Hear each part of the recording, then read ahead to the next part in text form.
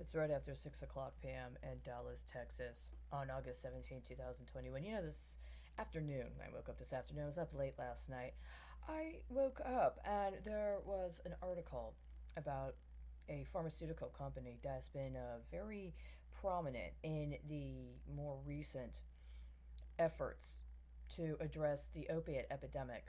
And I've said before, and I've even committed in a formal process of, among other things, contacting attorneys general of the United States, almost all of them, directly in consideration of the correlations between the opiate epidemic and the Affordable Care Act, specifically the state marketplace model. And my understanding that this needed to be addressed not from a civil litigious perspective, but from a criminal perspective. And I maintain that.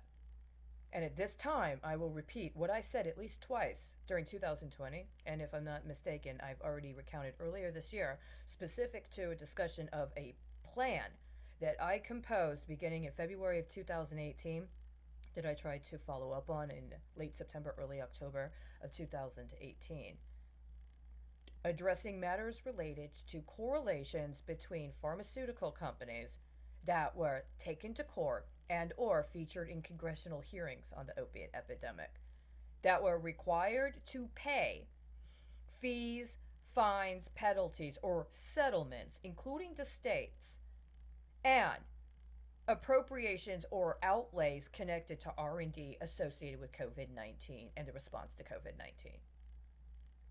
See, the argument has not been made only by me in these regards, or even specifically to the pharmaceutical sector, but it's an understood problem that goes all the way back to the most recent, or the earliest I saw was in what was prepared in the course of the congressional hearings on the Enron imbroglio.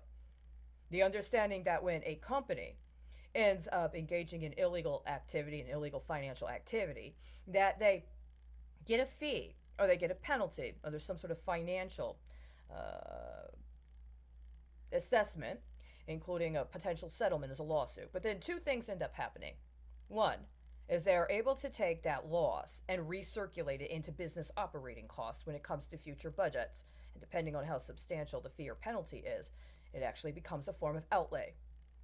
Secondly, it does financial settlements allow for some sort of confidentiality or non disclose agreement, including an attempt to try to obligate other people to confidentiality regarding actual crime.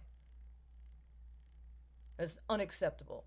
We've had too many decades of that process preventing us from getting what we needed to be materially secure and financially solvent. It's had international consequences, and it's unacceptable.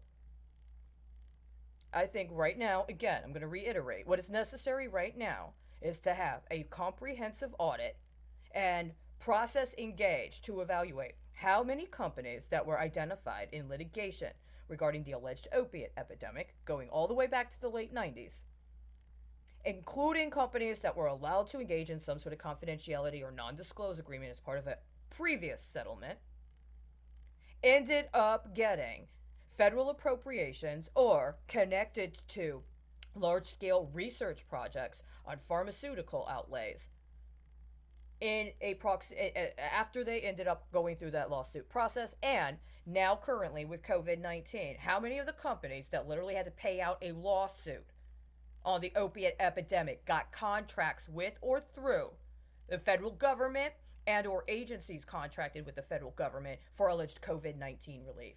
How many of them merely kicked back that penalty as an outlay on COVID-19? It's very simple. Absolutely necessary. Every day we delay from doing that is more and more of a travesty and more of a complete disregard for the responsibility people took on when they agreed to serve in public office at the behest of the people and the needs of the people. Every attorney general in this country should have been focusing on that for the last 3 years, at least as a potential preventive measure. And the possibility for it to be applied as a preventive measure was available at least beginning in February of 2018 and formally communicated to almost every attorney general in the United States of America by December of 2018. We're coming up on about 4 months from the third anniversary of that formal effort I made to contact them. There's absolutely no reason for that not to have already been engaged. Now, if you are somebody that's associated with the pharmaceutical industry, including in some sort of research and development role, including within a university, then you already know that there are plenty of people, including people from your own sector, people you would have to consider colleagues, that have already been very critical all the way up until now. Trying to suppress their efforts is only going to reflect on you. Suborn and perjury, obstruction of justice, tampering with evidence, destruction of evidence, to start.